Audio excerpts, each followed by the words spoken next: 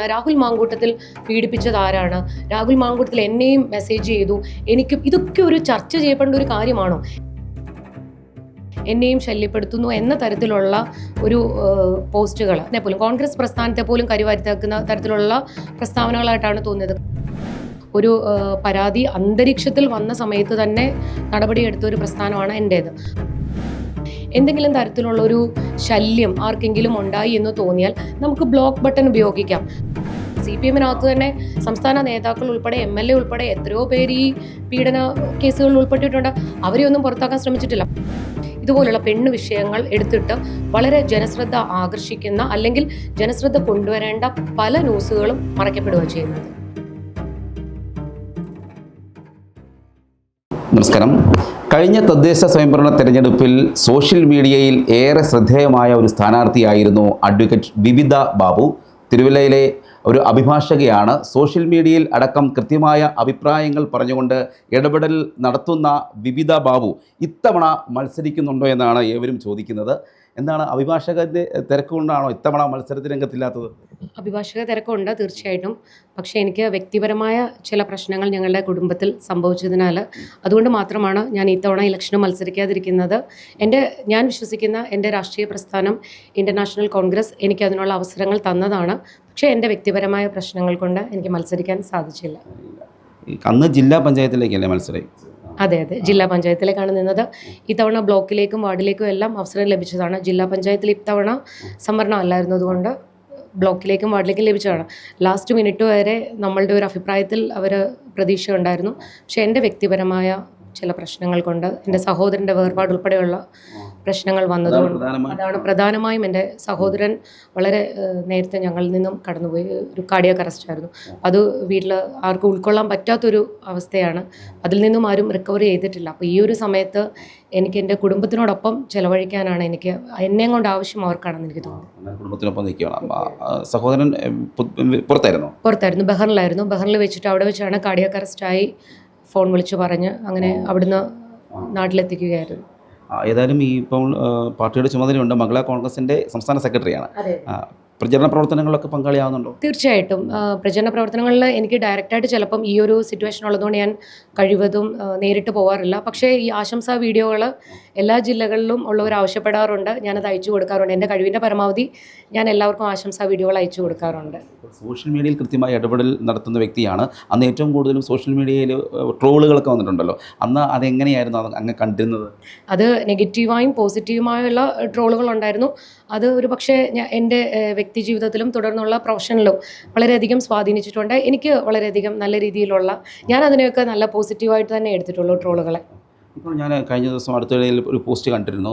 നമ്മുടെ MLA രാഹുൽ മാങ്കൂട്ടത്തിൻ്റെ വിഷയമായിട്ട് ബന്ധപ്പെട്ട് ഒരു പ്രതികരണം നടത്തിയിരുന്നല്ലോ, അതേക്കുറിച്ച് പറയാം. ആ ഒരു പ്രതികരണം ഞാൻ ഒരിക്കലും എൻ്റെ പ്രസ്ഥാനത്തെ കുറ്റപ്പെടുത്തിക്കൊണ്ടോ അല്ലെങ്കിൽ ആ MLA സപ്പോർട്ട് ചെയ്തുകൊണ്ടോ ഉള്ളൊരു പ്രതികരണമായിരുന്നില്ല. എൻ്റെ പ്രസ്ഥാനം ഇന്ത്യൻ നാഷണൽ കോൺഗ്രസ് വേണ്ട സമയത്ത് ഒരു പരാതി അന്തരീക്ഷത്തിൽ വന്ന സമയത്ത് തന്നെ നടപടിയെടുത്ത ഒരു പ്രസ്ഥാനമാണ് എൻ്റേത്. അപ്പോൾ ആ ഒരു പ്രസ്ഥാനത്തിന് അത് നീതിക്കൊപ്പവും ഇരകൾക്കൊപ്പവും നിന്നുകൊണ്ട് അങ്ങനെ ഒരു അതിനെ ഏറ്റവും കൂടുതൽ ഞങ്ങൾ സ്വാഗതം ചെയ്ത് അതിനെ എല്ലാവരും അഭിനന്ദിച്ചുകൊണ്ട് എൻ്റെ പ്രസ്ഥാനത്തിനൊപ്പം തന്നെയാണ് ഞാൻ നിൽക്കുന്നത്. പക്ഷേ അങ്ങനൊരു നടപടി വന്നപ്പോൾ അതിനകത്ത് യഥാർത്ഥ അതിജീവിത അവർക്ക് ഇരകൾക്കൊപ്പം കിട്ടേണ്ട ഒരു വിശ്വാസ്യതയുണ്ട്. അതുപോലും നഷ്ടപ്പെടുത്തുന്ന തരത്തിലേക്ക് എല്ലാ കോണിൽ നിന്നും അല്ലെങ്കിൽ എൻ്റെ പ്രസ്ഥാനത്തെ ഉൾപ്പെടെ കരിവാരിത്തേക്കുന്ന തരത്തിൽ വ്യക്തിപരമായ രാഷ്ട്രീയ താല്പര്യങ്ങൾക്ക് പലപ്പോഴും അതൊക്കെ ഉപയോഗിച്ചതിന് ശേഷം ഇപ്പം എന്നെയും ശല്യപ്പെടുത്തുന്നു എന്ന തരത്തിലുള്ള ഒരു പോസ്റ്റുകൾ അത് വളരെയധികം ഇന്ത്യൻ നാഷണൽ കോൺഗ്രസിനെ പോലും കോൺഗ്രസ് പ്രസ്ഥാനത്തെ പോലും കരിവാരിത്തേക്കുന്ന തരത്തിലുള്ള പ്രസ്താവനകളായിട്ടാണ് തോന്നിയത്. കാരണം എന്തെങ്കിലും തരത്തിൽ ആർക്കെങ്കിലും ഒരു പരാതിയോ ബുദ്ധിമുട്ടുകളോ ഉണ്ടായിട്ടുണ്ടെങ്കിൽ അത് ഒഫീഷ്യലി ഔദ്യോഗികമായി തന്നെ പ്രസ്ഥാനത്തെ അറിയിക്കേണ്ടതാണ്. അതല്ലെങ്കിൽ നിയമപരമായ നടപടികൾ സ്വീകരിക്കാവുന്നതാണ്. ഇതൊന്നുമല്ലെങ്കിലും ഈ ഇന്ത്യൻ നാഷണൽ കോൺഗ്രസിൻ്റെ ഓരോ സ്ഥാനമാനങ്ങൾ വഹിക്കുന്നവരാണ് ഞങ്ങളെപ്പോലുള്ള ഓരോരുത്തരും. ഇപ്പോഴത്തെ കാലത്തെന്ന് പറഞ്ഞാൽ എല്ലാവരും നല്ല എഡ്യൂക്കേറ്റഡ് ആയിട്ടുള്ള ആൾക്കാരാണ്. എന്തെങ്കിലും തരത്തിലുള്ളൊരു ശല്യം ആർക്കെങ്കിലും ഉണ്ടായി എന്ന് തോന്നിയാൽ നമുക്ക് ബ്ലോക്ക് ബട്ടൺ ഉപയോഗിക്കാം. അത് എല്ലാ ആപ്ലിക്കേഷനുകളിലും ഇപ്പോൾ ബ്ലോക്ക് ബട്ടണുകളുണ്ട്. നമുക്ക് താല്പര്യമില്ലാത്തൊരു മെസ്സേജോ ഒരു ചാറ്റോ എന്തെങ്കിലും തരത്തിലുള്ളതാണ് നമുക്കത് ബ്ലോക്ക് ചെയ്ത് കളയാവുന്ന ഒരു കാര്യമേ ഉള്ളൂ. അത് ബ്ലോക്ക് ചെയ്യാതെ പിന്നീട് ഇരകളുടെ വിശ്വാസ്യതയെ പോലും ചോദ്യം ചെയ്യപ്പെടുന്ന തരത്തിൽ പുതുതായിട്ട് ഓരോരുത്തർ മാധ്യമ സൃഷ്ടിക്ക് വേണ്ടി അല്ലെങ്കിൽ അവരുടെ ഒരു പ്രശസ്തിക്ക് വേണ്ടി വരുന്നതിനോട് യോജിക്കാൻ കഴിയുന്നില്ല. അത് മാത്രമേ പറഞ്ഞുള്ളൂ. അല്ലാതെ എൻ്റെ പ്രസ്ഥാനത്തെയോ അല്ലെങ്കിൽ ഞാൻ MLA യോ സപ്പോർട്ട് ചെയ്തുകൊണ്ടുള്ളൊരു പോസ്റ്റല്ല. ഈ വിഷയത്തിൽ മാധ്യമങ്ങളുടെ കടന്നുകയറ്റം അത് വളരെ ബാധിക്കുന്നു. തീർച്ചയായിട്ടും മാധ്യമങ്ങളുടെ ഒരു കടന്നുകയറ്റം ഇപ്പോഴത്തെ ഒരു ജുഡീഷ്യറിയുടെ പല വിധികളെ പോലും അത് ജുഡീഷ്യറി ഒരു വിധി പ്രസ്താവിക്കുന്നതിന് മുമ്പ് തന്നെ മാധ്യമങ്ങളുടെ ഒരു കടന്നുകയറ്റത്തിലൂടെ എന്തെങ്കിലുമൊക്കെ അവർ കുറേ വൈകാരികമായ കഥകൾ എഴുതി വിടുന്നുണ്ട്. മാധ്യമത്തിലൂടെ വൈകാരികമായ കഥകൾ എടുത്തുവിട്ട് പൊതുജനങ്ങളെ ആ രീതിയിലേക്ക് അങ്ങ് ഡൈവേർട്ട് ചെയ്യിക്കുന്നു അവരുടെ ചിന്തകളെ. അപ്പം ഒരു വിധി ഇങ്ങനെ ആകണം, അല്ലെങ്കിൽ നാളെ ഒരു ജുഡീഷ്യറിയിൽ നിന്നും നീതിന്യായ വ്യവസ്ഥയിൽ നിന്നും വരുന്ന ഒരു വിധി അതുപോലെ മാധ്യമങ്ങൾ പറയുന്ന രീതിയിലേക്ക് ഒരു വിധി വരണമെന്ന തരത്തിലേക്ക് ഇപ്പം ചിന്തകളും പ്രവൃത്തികളും ഒക്കെ മാറിയിരിക്കുന്നു. ഒരു അനാവശ്യമായ ഒരു കടന്നുകയറ്റമാണ് ജുഡീഷ്യറിയിൽ ഇപ്പം മാധ്യമങ്ങളുടെ ഒരു കടന്നുകയറ്റം. കാരണം അവരുടെ ചർച്ചയ്ക്കനുസരിച്ച് അവരുടെ സ്റ്റുഡിയോകളിലാണ് ഇപ്പോൾ പല വിധികളും വരുന്നത്. അപ്പം അങ്ങനൊരു വിധിയിലേക്ക് വരുന്നതിനോട് താല്പര്യമില്ല. കാരണം നീതിന്യായ വ്യവസ്ഥ എന്ന് പറയുന്നത് പരമോന്നത നീതിപീഠം ഏറ്റവും നല്ല രീതിയിൽ ഇരകൾക്കൊപ്പം നിന്നുകൊണ്ട് ഒരു നീതിയിലേക്ക് തന്നെ അവർ പോകും. പക്ഷെ അതിന് പോലും അവരെ പോലും ഒരു ഭയപ്പെടുത്തുന്ന തരത്തിൽ, അല്ലെങ്കിൽ ഇങ്ങനെ ആയാൽ, ഇങ്ങനെ ഒരു യഥാർത്ഥത്തിൽ നിയമത്തിൻ്റെ ഒരു വിധി വന്നാൽ പൊതുജനങ്ങൾ എങ്ങനെ പ്രതികരിക്കും എന്നുള്ളൊരു നിലയിലേക്ക് ഒരു പക്ഷേ ജുഡീഷ്യറി പോലും ഇന്ന് ചിന്തിച്ച് വരുന്ന തരത്തിലേക്കാണ് മാധ്യമങ്ങളുടെ ഒരു കടന്നുകയറ്റം. അത് നമ്മൾ ശ്രദ്ധിക്കേണ്ടത് ചർച്ച ചെയ്യേണ്ട പ്രധാനപ്പെട്ട വിഷയങ്ങൾ പോലും മറന്നുപോവുകയാണ്. തീർച്ചയായിട്ടും. കാരണം ഒരു സ്റ്റുഡിയോ റൂമാണ് ഇപ്പം ഒരു വിധി പറയുന്നത് ഒരു സ്റ്റുഡിയോ റൂമിലേക്ക് മാറിയിരിക്കുന്നു. ഒരു ജുഡീഷ്യൽ സംവിധാനം തന്നെ താറുമാറാക്കുന്ന ഒരു തരത്തിലേക്കാണ്. ശരിക്കും പറഞ്ഞാൽ നമ്മുടെ പരമോന്നത നീതിപീഠം ഒരു നിരപരാധി പോലും ശിക്ഷിക്കപ്പെടാൻ പാടില്ല എന്നുള്ള ഒരു നിയമത്തിൽ നിൽക്കുന്ന നമുക്ക് ഇപ്പം ആ ഒരു രീതിയിലല്ല. കാരണം മാധ്യമങ്ങൾ അനാവശ്യമായ ഒരു കടന്നുകയറ്റം നടത്തുന്നുണ്ട്. അവർ വിചാരിക്കുന്ന തരത്തിലേക്ക് അവരുടെ ഊഹാപോഹങ്ങളും അവർ കൊണ്ടുവരുന്ന തെളിവുകളുമാണ് യഥാർത്ഥ തെളിവുകളെന്ന് പറഞ്ഞ് യഥാർത്ഥ തെളിവുകൾ പോലും കോടതിയിൽ ഹാജരാക്കാൻ പലപ്പോഴും ഇരകൾക്ക് പറ്റാറില്ല. അല്ലെങ്കിൽ സാക്ഷികളായി പറയുന്നവർക്ക് പോലും പൊതുജനങ്ങളുടെ അഭിപ്രായങ്ങൾ അനുസരിച്ച് അല്ലെങ്കിൽ മാധ്യമ സൃഷ്ടിക്കനുസരിച്ച് മൊഴി പറയുന്ന ഒരു തരത്തിലേക്ക് അവരെ കൂടെ അങ്ങ് മാറ്റിയെടുക്കുന്നൊരു ചുറ്റുപാടാണ് ഇപ്പോൾ ഉള്ളത്. ഇത് മാത്രമല്ല, പല വിഷയങ്ങളിലും ഈ രാഷ്ട്രീയ പകപോക്കൽ അത് ബാധിക്കുന്നു. തീർച്ചയായിട്ടും. കാരണം ഇപ്പോൾ ചർച്ച ചെയ്യേണ്ട കുറേ കാര്യങ്ങളുണ്ട്. അത് പൊതുജനങ്ങൾക്ക് നഷ്ടം സംഭവിച്ചേക്കുന്ന ഒരുപാട് കാര്യങ്ങൾ നിലവിലുണ്ടായിട്ടുണ്ട്. ശബരിമല ഇഷ്യൂ അത് ചർച്ച ചെയ്യപ്പെടേണ്ട കാര്യം തന്നെയാണ്. കാരണം അതിനകത്ത് എന്തുമാത്രം നഷ്ടങ്ങളാണ് പൊതു സമൂഹത്തിന് സംഭവിച്ചേക്കുന്നത്. ദേവസ്വം ബോർഡിന് നഷ്ടങ്ങൾ വന്നിട്ടില്ലേ? അതുപോലെ തന്നെ ഇന്നലെ കൊല്ലത്ത് ദേശീയപാത തകർന്ന വലിയൊരു ദുരന്തമാണ് ഉണ്ടായിരിക്കുന്നത്. അതൊരു വലിയ ദുരന്തത്തിൻ്റെ ആഘാതം കുറച്ചു. കാരണം ആ ഒരു സമയത്ത് ആ ഒരു ദുരന്തം കുറച്ചും കൂടെ ഒരു വ്യാപ്തിയിൽ പോയിരുന്നെങ്കിൽ ഒരു പക്ഷേ സ്കൂൾ ബസ് ഉൾപ്പെടെയുള്ള അതിനകത്ത് സ്കൂൾ കുട്ടികളുണ്ടെങ്കിൽ അതൊരു വലിയ അപകടത്തിലേക്കും നമുക്കൊരു വലിയ കണ്ണുനീരിലേക്കും പോകേണ്ട ഒരു വിഷയമാണ്. ഇതൊന്നും ഇപ്പോൾ ജനശ്രദ്ധ ആകർഷിക്കുന്ന ഒരു കാര്യമല്ല. നിസാരം ഇങ്ങനത്തെ കാര്യങ്ങളൊക്കെയാണ്. രാഹുൽ മാങ്കൂട്ടത്തിൽ പീഡിപ്പിച്ചത് ആരാണ്? രാഹുൽ മാങ്കൂട്ടത്തിൽ എന്നെയും മെസ്സേജ് ചെയ്തു, എനിക്കും. ഇതൊക്കെ ഒരു ചർച്ച ചെയ്യപ്പെടേണ്ട ഒരു കാര്യമാണോ? എന്തൊരു അട്ടർ ഫൂളിഷ്നെസ് ആണ് ഇപ്പം ഈ ഒരു നമ്മൾ ഓരോ വർഷം കൂടുന്തോറും നമ്മളുടെ എഡ്യൂക്കേഷൻ വർദ്ധിക്കുന്നു, നമ്മൾ ഉയർന്നു വരികയാണ്. കേരളം എല്ലാ തരത്തിലും സാംസ്കാരികമായും എല്ലാം ഉയർന്നു വരുമ്പം നമുക്ക് സംസാരിക്കാൻ ഇപ്പോഴും ഉള്ളത് ഈ മസാല കഥകൾ മാത്രമാണ്. യഥാർത്ഥ വിഷയം ഇവിടെ സംസാരിക്കുന്നില്ല. അതൊരു പക്ഷേ രാഷ്ട്രീയ പകപോക്കലുമാണ്. കാരണം അവരുടെ പല കാര്യങ്ങളും മറച്ചു വെക്കുന്നതിന് വേണ്ടി മാത്രം. അല്ലെങ്കിൽ നമ്മളുടെ ഡൽഹിയിൽ ഗുസ്തി താരങ്ങളെ പീഡിപ്പിച്ച കേസുകൾ ഉണ്ടായിട്ടുണ്ട്. അവരവരുടെ രാഷ്ട്രീയ പാർട്ടിയിൽ ആ MP പുറത്താക്കാൻ ശ്രമിച്ചിട്ടില്ല. അതുപോലെ നമ്മളുടെ കമ്മ്യൂണിസ്റ്റ് പാർട്ടിയിൽ CPM-നകത്ത് തന്നെ സംസ്ഥാന നേതാക്കൾ ഉൾപ്പെടെ MLA ഉൾപ്പെടെ എത്രയോ പേര് ഈ പീഡന കേസുകളിൽ ഉൾപ്പെട്ടിട്ടുണ്ട്.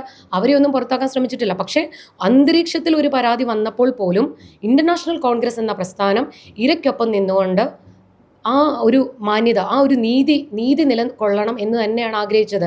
പക്ഷേ ആ ഒരു രീതിയിലല്ല ഇപ്പോഴത്തെ നമ്മളുടെ മറ്റുള്ള പ്രസ്ഥാനങ്ങളും മറ്റുള്ള രാഷ്ട്രീയ പാർട്ടികളും കൊണ്ടുപോകുന്നു. ഒരു രാഷ്ട്രീയമായി പകപോക്കാൻ വേണ്ടി ഇതുപോലുള്ള പെണ്ണ് വിഷയങ്ങൾ എടുത്തിട്ട് വളരെ ജനശ്രദ്ധ ആകർഷിക്കുന്ന അല്ലെങ്കിൽ ജനശ്രദ്ധ കൊണ്ടുവരേണ്ട പല ന്യൂസുകളും മറയ്ക്കപ്പെടുക ചെയ്യുന്നത്. ഇപ്പോൾ സോഷ്യൽ മീഡിയയിലൊക്കെ അഭിപ്രായം പറയുന്ന ഒരു അഡ്വക്കേറ്റ് കൂടിയാണ്. അപ്പോൾ അങ്ങനെയൊക്കെ എഴുതിയിടുമ്പോൾ തന്നെ എന്താണ് നിങ്ങൾക്ക് ഇപ്പോൾ ഉണ്ടാകുന്ന അനുഭവം? അല്ല, എനിക്കിപ്പം പണ്ടൊക്കെ നമുക്ക് അഭിപ്രായം പറയാൻ ഒരു സ്വാതന്ത്ര്യം ഉണ്ടായിരുന്നു. അത് പണ്ടൊക്കെ ചായക്കടകളിൽ നിന്ന് അഭിപ്രായം പറയുന്ന ആ ഒരു രീതിയിൽ നിന്ന് നമ്മൾ സോഷ്യൽ മീഡിയയിലേക്ക് കടന്നു വന്നു. ഈ ഒരു സോഷ്യൽ മീഡിയയിലേക്ക് കടന്നു വരുമ്പോൾ ഒരു ചുറ്റുപാടിൽ നിന്ന് കേൾക്കേണ്ട കാര്യങ്ങൾ ഒരു ലോകം മുഴുവൻ അറിയുന്ന ഒരു തരത്തിലേക്ക് സോഷ്യൽ മീഡിയ മാറിയിരിക്കുന്നു. പക്ഷേ ഇത്രയുമൊക്കെ സോഷ്യൽ മീഡിയ പുരോഗമിച്ചെങ്കിലും നമ്മളൊരു അഭിപ്രായം പറയുമ്പോൾ നമ്മളെ ഏതൊക്കെ തരത്തിൽ സൈബർ അറ്റാക്കുകൾ നടത്താൻ ഒരു ഭാഗം ആൾക്കാർ അതിനുവേണ്ടി മാത്രം നിലകൊള്ളുന്നു. അതിനകത്ത് സത്യസന്ധതയുണ്ടോ, എഴുതുന്ന കാര്യത്തിൽ ഒരു 1% എങ്കിലും കറക്റ്റായ കാര്യമാണോ എന്ന് പോലും അവർക്കറിയണ്ട. അത് ചിലപ്പം എഴുതുന്നത് സത്യസന്ധമായിരിക്കാം എന്ന് അവർക്ക് തന്നെ അറിയാം. പക്ഷേ ഇതിനെ ന്യായീകരിച്ച് അല്ലെങ്കിൽ ഇതിനെ നശിപ്പിക്കാൻ വേണ്ടി ഒരു സൈബർ അറ്റാക്കിലൂടെ ആ ഒരു അഭിപ്രായം പോലും നമ്മളുടേത് മുഖവിലക്കെടുക്കാതെ ഇപ്പം നശിപ്പിക്കുകയാണ് ചെയ്യുന്നത്. ഞാൻ ഒരുപാട് ആലോചിച്ച് ആദ്യം ഇത് പോസ്റ്റ് ചെയ്യാൻ വേണ്ടി ഞാൻ പലതവണ ആലോചിച്ചതാണ്.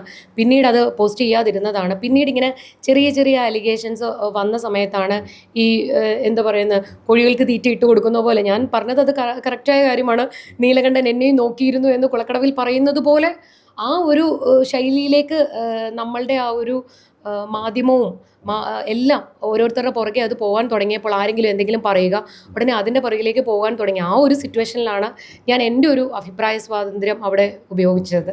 ഏതായാലും ഇത്തരം വിഷയങ്ങളിൽ പരാതി ലഭിച്ചാൽ ഉടനെ നടപടി എടുക്കുമെന്നാണ് പറയുന്നത്. അതെ അതെ, തീർച്ചയായിട്ടും പരാതി ഉണ്ടെങ്കിൽ അത് ഒഫീഷ്യലി ഔദ്യോഗികമായി അത് പാർട്ടി നേതൃത്വത്തെ അറിയിക്കണം. അത് ഔദ്യോഗികമായി തന്നെ അറിയിക്കണം. അല്ലെങ്കിൽ അത് നിയമ സംവിധാനം ഉണ്ടല്ലോ, നമുക്ക് പോലീസ് സ്റ്റേഷനുകളിലും മറ്റെന്തോരം നിയമ സംവിധാനങ്ങൾ നമുക്കുണ്ട്. ഇവിടെ നമ്മുടെ വിരൽത്തുമ്പിലിരുന്നാൽ ഒരു മെയിൽ ചെയ്താൽ മതി. നമുക്കൊരു പരാതി ഉണ്ടെങ്കിൽ അങ്ങനൊരു പരാതി കൊടുക്കാതെ എന്നെയും നോക്കി എന്ന് പറയുന്നതിനകത്ത് ഒരർത്ഥമുണ്ടെന്ന് തോന്നുന്നില്ല. അത് സത്യത്തിൽ ഇൻ്റർനാഷണൽ കോൺഗ്രസിനെ ഉൾപ്പെടെ ഏത് രാഷ്ട്രീയ പ്രസ്ഥാനത്തെ ആണെങ്കിലും അത് ഏറ്റവും അനുയോജ്യമായ സമയത്ത് ഒരു നടപടി എടുത്തിട്ടും പിന്നീട് അതിനെ ചോദ്യം ചെയ്യുന്ന തരത്തിലേക്ക് കരിവരുത്തേക്കുന്ന തരത്തിലേക്കാണ് ഇപ്പോഴത്തെ ഈ ഒരു ചില ആൾക്കാരുടെ ഓരോ ഇത് വന്നത്. അത് തന്നെയല്ല, പല കാര്യങ്ങൾക്കും അഭിനന്ദന പോസ്റ്റുകൾ ഇട്ടിട്ടുണ്ട്. പലപ്പോഴും അവരെ അഭിനന്ദിച്ചുകൊണ്ടുള്ള പോസ്റ്റുകളൊക്കെ വന്നിട്ട് അവർക്കൊക്കെ ഒരു പ്രശ്നം നേരിടുമ്പോൾ എന്നെയും നോക്കിയിരുന്നു, അല്ലെങ്കിൽ എനിക്കും മെസ്സേജ് ചെയ്തിരുന്നു, എന്നെയും ശല്യപ്പെടുത്തിയിരുന്നു എന്ന് പറയുന്നതിൽ ഒരു അർത്ഥമില്ല. നമ്മൾ തെരഞ്ഞെടുപ്പിൻ്റെ കാര്യം പറഞ്ഞാണ് തുടങ്ങിയത്. ഇത്തവണ എങ്ങനെയായിരിക്കും കോൺഗ്രസിൻ്റെ മുന്നേറ്റം? കോൺഗ്രസ് വളരെ നല്ല മുന്നേറ്റമാണ്. കാരണം ഒരുപാട് രാഷ്ട്രീയമായ എതിർപ്പുകൾ മറ്റു പല രാഷ്ട്രീയ പ്രസ്ഥാനങ്ങളിലും ഉണ്ടാകുന്നുണ്ട്. CPM-നാണ് തന്നെ ഈ ഒരു അമ്പലക്കൊള്ള തന്നെ ഏറ്റവും വലുതാണ്. കാരണം നമ്മൾ വിശ്വസിക്കുന്ന നമ്മളുടെ ഏത് വിശ്വാസമായിക്കോട്ടെ, നമ്മളുടെ ദൈവത്തിനെ പോലും വെറുതെ വിടാതെ അവിടുന്ന് എല്ലാം മോഷ്ടിച്ചുകൊണ്ട് പോകുന്ന ഒരു കാലഘട്ടത്തിലാണ് ഇപ്പോൾ ജീവിക്കുന്നത്. ഓരോ അഴിമതി കഥകൾ പുറത്തു വരുമ്പോൾ ഇതൊക്കെ സാധാരണക്കാരുടെ മനസ്സിലിരിക്കുന്ന കാര്യങ്ങളാണ്. അവരത് വോട്ടിലൂടെ അതിന് മറുപടി കൊടുക്കുമെന്ന് തന്നെയാണ് ഞങ്ങൾ പ്രതീക്ഷിക്കുന്നത്. 100% വിജയം ഉണ്ടാകുമെന്ന് തന്നെ പ്രതീക്ഷിക്കുന്നു.